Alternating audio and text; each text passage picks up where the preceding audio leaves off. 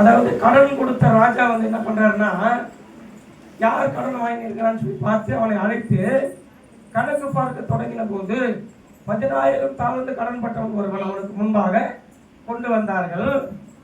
அப்ப கடனை தீர்க்க அவனுக்கு நிர்வாகம் இல்லாதபடினால அவனுடைய ஆண்டவன் அவனையும் அழைத்து, எப்பா உன் பெஞ்சாதி உன் பிள்ளைகள் உனக்கு உண்டான எல்லாத்தையும் விட்டு கடனை தீர்க்கும்படி கட்டளையிட்டான். ஆமென்.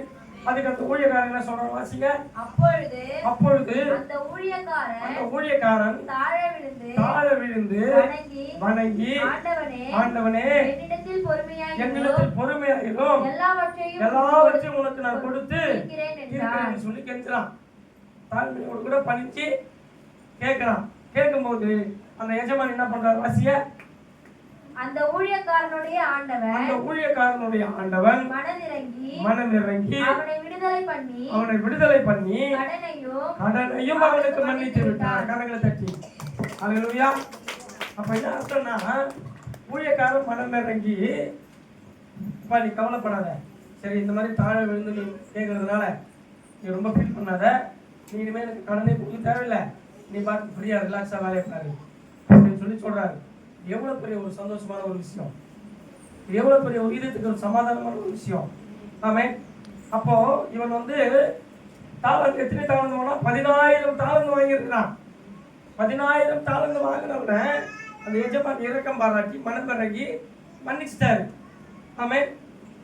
இப்போ இவன் என்ன பண்ணிட்டான், எப்பா நம்முடைய கடனெல்லாம் மன்னிச்சிட்டாரு, இனிமேல் நமக்கு ஒரு பிரச்சனை இல்லை அப்படின்னு சந்தோஷமா போறான். போற வழியில இவங்கிட்ட கடன் வாங்கணும் ஒருத்தர் எதிரில் வரான். அப்ப இவன் என்ன பண்ணிருக்கணும், நான் வந்து ஒருத்தர்கிட்ட கடன் வாங்கினேன், அந்த எஜமான் எனக்கு மன்னிச்சுட்டு இல்லாம இனிமேல் கடனே கொடுக்க தேவையில்லைன்னு சொல்லிட்டாரு அப்படின்னு சொல்லி, சரி நம்ம கிட்ட கடன் வாங்கியிருக்கானே அவனுக்கு ஒண்ணு தவணை கொடுப்போம், இல்லைன்னா பொறுமையா இருப்போம் அப்படின்னு சொல்லி இருந்திருக்கணும். ஆனா அவன் என்ன பண்ணான், அடுத்த வருஷத்தை வாசிங்க. அப்படி இருக்க ஊழியக்காரன் புறப்பட்டு போகையில் தன்னிடத்தில் 100 வெள்ளி பணம் கடன் வாங்கினவனாகிய தன் உடன் வேலைக்காரர் ஒருவனை கண்டு அவனை பிடித்து அவன் இவன் எவ்வளவு கடன் வாங்கினா, 10,000 தாளந்து பொண்ணு வாங்கினான். கட்டுதானமா 10,000 தாளந்து கடன் பட்டிருக்கிறான். இவனிடத்துல 100 வெள்ளி பணம் மொத்தம் வாங்கியிருக்கிறான். 100 வெள்ளி பணம் வாங்கினவனை பார்த்து இந்த மன்னிக்கப்பட்டவன் சந்தோஷமா வந்துகிட்டு இருக்கிறவன் உடல் வேலைக்காரரை பார்த்து அவனை பிடித்து தொண்டையை நெரிச்சு, நீ பட்ட கடனை எனக்கு தீர்க்க வேண்டும் என்றான். அதாவது கட்டாயப்படுத்துறான். அவன்கிட்ட கேள்வி கேட்கல, எட்டி எடுப்புல தொண்டையை முடிச்சுட்டான். அது தப்பா ரைட்டா? தப்பு. எத்தனை தொண்டையை பிடிச்சி நெரித்து, நீ பட்ட கடனை எனக்கு கொடுத்து தீர்க்க வேண்டும் என்றான். அப்பொழுது அவனுடைய உடன் வேலைக்காரன் கடன் வாங்கின அந்த உடன் வேலைக்காரன் அவன் காலிலே விழுந்து என்னிடத்தில் பொறுமையாயிரும், எல்லாவற்றையும் உனக்கு கொடுத்து தீர்க்கிறேன் என்று அவனை வேண்டிக் கொண்டான். இவன் என்ன எஜமானத்துல வேண்டிக் கொண்டானோ, இந்த கடன் பட்டவன் முதல் கடன் பட்ட மன்னிப்பு பெற்றுக் கொண்டு வந்தவன் எப்படி மன்னிப்பு பெற்றுக்கொண்டானா, அவன் காலில் விழுந்து அவனிடத்துல வணங்கி, ஆண்டவரே கொஞ்சம் இடத்துல பொறுமையாயிரும், உனக்கு உள்ளது எல்லாம் வச்சு நான் கொடுத்து விடுகிறேன்னு சொல்லி தாழ்மையா பணிந்து வணங்கி மன்னிப்பு கேட்டதுனாலதான் அந்த எஜமான் இவனை மன்னிச்சாரு. அதே போலதான் வேறொரு வேலைக்காரனும் இவனிடத்துல வணங்கி தாழ விழுந்து வணங்கி மன்னிப்பு கேட்கலாம். அப்ப என்ன பண்ணிருக்கணும், மன்னிச்சிருக்கணும். அவன் மன்னிக்காம என்ன பண்ண வாசிங்க. அவனோ சம்மதியாமல் மன்னிக்காமல் போய் அவன் பட்ட கடனை கொடுத்து தீர்க்கும் அளவும் அவனை காவலில் போடுவித்தான். சிறைச்சாலையில் கொண்டு போய் போட்டான்.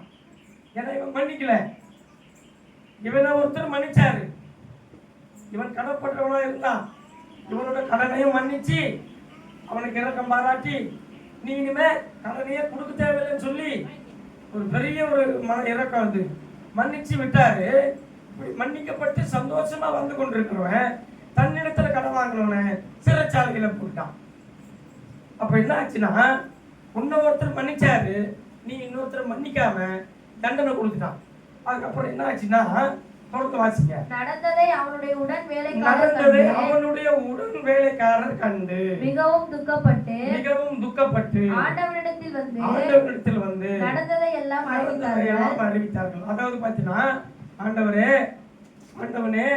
உம்மிடத்துல தாளந்து 11 தாளந்து கடன் பட்டவனை நீங்க கூப்பிட்டுட்டு வந்து கடனை கேட்டீங்களே, பெஞ்சாதி பிள்ளைகள் எல்லாம் தனக்குரியதெல்லாம் விற்று கொடுக்கணும்னு சொல்லி கேட்டீங்களே, அப்போ என்ன செஞ்சான்? உங்க இடத்துல தாழ விழுந்து பணிந்து உண்மை வணங்கி என் மேல கொஞ்சம் பொறுமையாயிரும் அப்படின்னு சொல்லி அவன் கேட்டான். அப்படி கேட்டதுனால நீங்க மன்னிச்சு விட்டீங்கல்ல, அவன் சந்தோஷமா போனான். அவன்கிட்ட வேற ஒருத்த கடன் வாங்கியிருக்கிறான். அவன் நீங்க மன்னிச்சு விடுற மாதிரி அவனை மன்னிச்சு விடாம அவனை அடிச்சு மேனியை பிடிச்சி சிறைச்சாலையில போட்டுட்டான் அப்படின்னு சொல்லி நடந்த சொல்றாங்க. அப்ப என்ன நடந்திருக்கும்? நான் அவனை 16,000 தாளந்து அவன் கடனை மன்னிச்சு பாவம் சொல்லி அவனை விட்டா 100 வெள்ளிக்காசுக்காக அவன் இன்னொருத்தரை மன்னிக்காம அவனை தண்டனை கொடுத்தாங்களா, அவனை பிடிச்சி ஈத்துன்னு வாங்க. என்னது மன்னிச்சு விட்டது தப்பா போச்சு, இவன் இன்னொருத்தரை மன்னிக்காம விட்டாங்களா, அப்புறம் அவனை மறுபடியும் இங்க கொண்டு வாங்க, பிடிச்சி ஈத்துட்டு வாங்கன்னு சொல்லி இழுத்து கொண்டு வராங்க. வாசியம் தொடர்ந்தது. அப்பொழுது அவனுடைய ஆண்டவன் அவனை அழைப்பித்து பொல்லாத ஊழியக்காரனே என்னை வேண்டிக் கொண்டபடியினால் அந்த கடன் முழுவதையும் உனக்கு மன்னித்து விட்டேனே, நான் உனக்கு இறங்கினது போல நீயும் உன் உடன் வேலைக்காரனுக்கு இறங்க வேண்டாமோ, அப்படி மன்னிச்சிருக்க வேண்டாமோ? நீ அவனை வந்து மன்னிச்சு விட்டுட்டு இருக்க வேண்டாம், ஆனா நீ மன்னிக்காம விட்டதுனால இறங்க வேண்டாமோ என்று